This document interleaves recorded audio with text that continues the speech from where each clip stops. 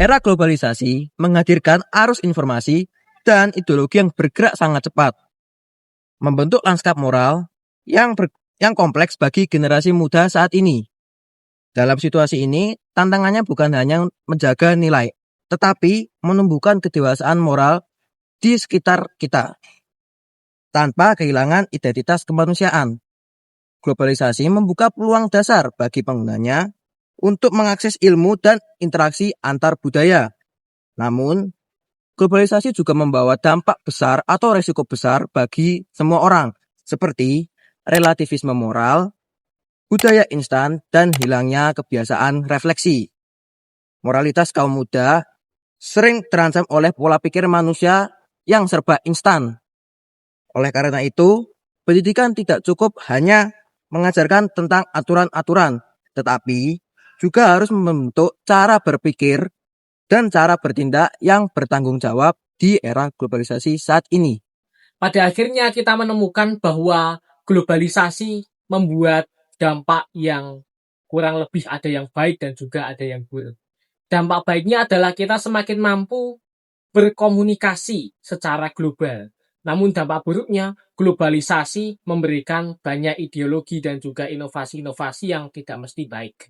Oleh sebab itu, saya kira untuk semakin kita memperkuat keimanan dan moralitas kita, terutama dalam menghadapi globalisasi ini, kita perlu menguatkan diri dan juga generasi muda dalam bidang pendidikan moral, pendidikan karakter, supaya kita semakin mampu untuk menghargai, kita semakin mampu untuk berkontribusi pada kemajuan bangsa, dan yang paling penting adalah kita mampu berdiscernment dengan baik. Salah satu contoh discernment adalah untuk kita mampu mengambil keputusan bahkan yang sederhana sekalipun.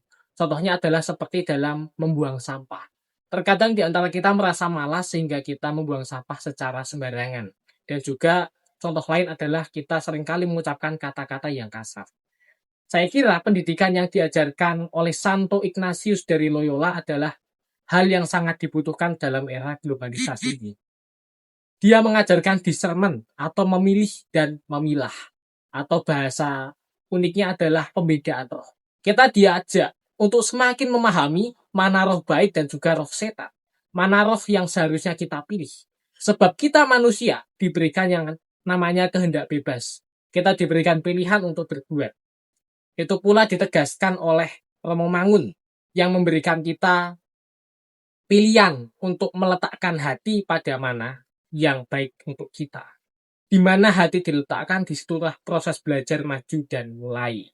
Jikalau kita mampu meletakkan hati pada hal yang benar, kita mampu meletakkan hati dalam kasih, maka kita mampu mewujudkan proses pembelajaran, kita mampu mengasihi sesama kita mampu membentuk karakter kita untuk semakin mengasihi, dan juga semakin peduli terhadap lingkungan.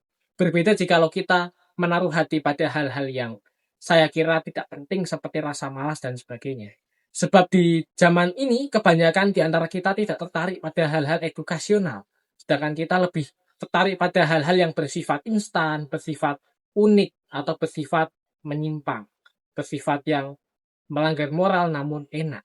Oleh sebab itu saya kira bagi kita discernment itu adalah hal yang begitu penting, yaitu supaya kita mampu untuk menumbuhkan kasih dan kita mampu mengambil pilihan yang sesuai dengan kemuliaan Tuhan, sesuai dengan kehendak Tuhan, dan juga demi kemuliaan yang lebih besar. Begitulah saudara-saudariku, semoga pada akhirnya kita semakin mampu untuk mengasihi dan semakin mampu untuk berdiscernment.